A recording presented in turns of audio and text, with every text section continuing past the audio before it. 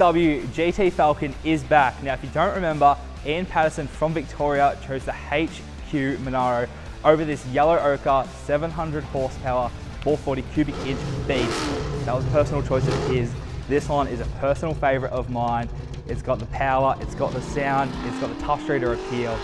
With AFR heads, a Super Victor intake, and ICE ignition, this Ford is no slouch. It's running a C4 trans with a 3500 stall, making sure you're in the power band when it counts. It's got a 9-inch diff with 3.7 gears and a true track center for maximum traction, plus a leaf spring rear with Caltrax. And to top it off, it's sitting on World V-Series wheels for that classic muscle car stance that you know and love us for.